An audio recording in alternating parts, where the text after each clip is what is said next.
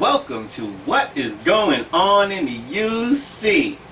So today we're going to talk about Providence. What is Providence? We're going to talk all about Providence. Okay, from first point of view, we're going to look at Providence. Well, you ever see a bottle of Coca-Cola?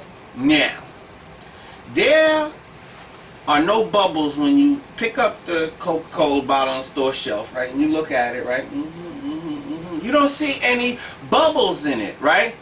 But the bubbles appear by providence when we take the cap off, okay? That means baked into the substance that you're looking at through the clear plastic, baked into that by the physical properties, it is destined to release these bubbles once the conditions are right. And now the conditions are that you releasing the pressure, that the pressure in that atmosphere is being reduced.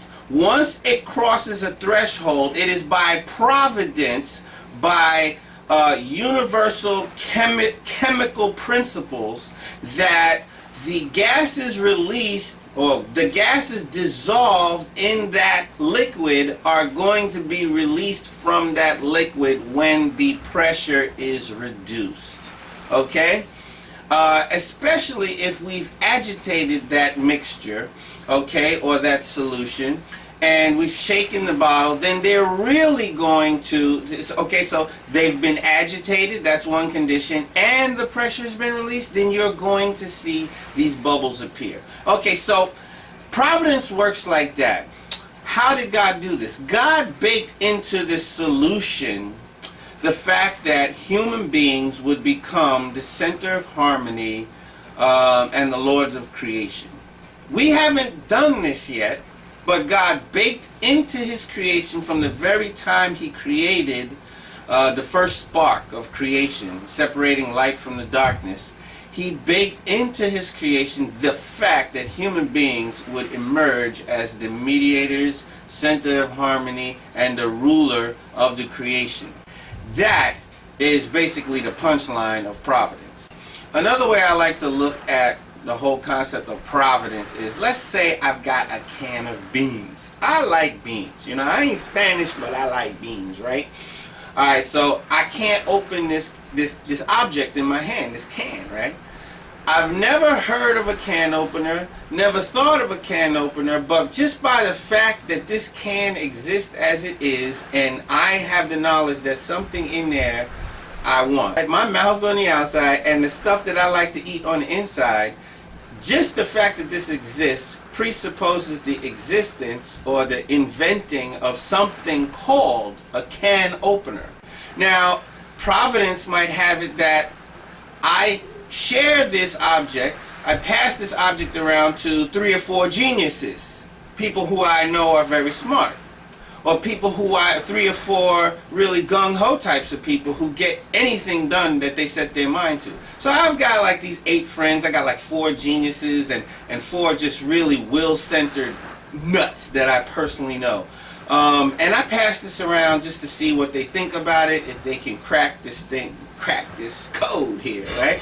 And boom, they all try different things. None of those things is a can opener. One of them could be. One of the 8 inventions that the 8 people come up with could be called can opener. But none of them are called can opener. But this entire process of weeding through all their inventions till I finally find one, and it actually results in this can being opened. Well, henceforth, I'm going to call that invention can opener. Okay? Providence works like that. A can opener is the thing that gets the job done. It doesn't matter if you call it a can opener. If it doesn't open cans, it's not a can opener. So God needed certain conditions fulfilled that were not fulfilled, and He worked through people to get those things done. Now, what does that mean for you and I? Well, Providence nowadays is not happening to us the way it was in Restoration.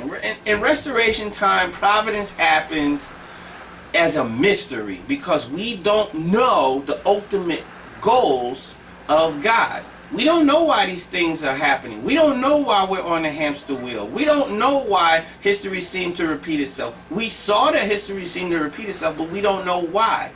Well, after the coming of true parents, one of the biggest revelations is to know why the providence of restoration was happening the way that it was. And beyond the providence of restoration, to fulfill the original providence to create God's partner, which is human beings, as the microcosm, center, harmony, and ruler of the cosmos, to create human beings to be that. Now, after the coming of heaven, we know what the ultimate goal of God is, and we also know what the pitfalls were for our ancestor, our original ancestor Adam, and we know how to navigate around those pitfalls so that we can be successful where he failed. Without knowing these things and mastering these things, God will not get what he wants. There's a part of us deep down inside that wants something called heaven too, because we are in his image's original mind here. We want it too. The core of our humanity is destined to live in, create and live in a place called the kingdom of heaven, or the ideal world. The more we study what that world is supposed to be like, the more likely we are to be agents of providence. The more we know what to expect, or the more we know what the ideal is, the more we think about the possibilities that exist between our current situation and that end result. Because we are children of true parents, God has all these opportunities to create, to work through, to create the thing that he's always been trying to create. When Father was the only one who knew these things, God could only work through Father, and we had to work as in blind adherence to what Father said. But Father has raised us up and educated us up out of that situation so that God has many people to inspire. So God is still trying to fulfill his ultimate goals, but providence will happen along, we don't know which path. We don't know which true child will do it. We don't know which tribal Messiah will do it, whatever it is. And there you go. But providence basically means the means by which God's will is fulfilled. Talk to you later.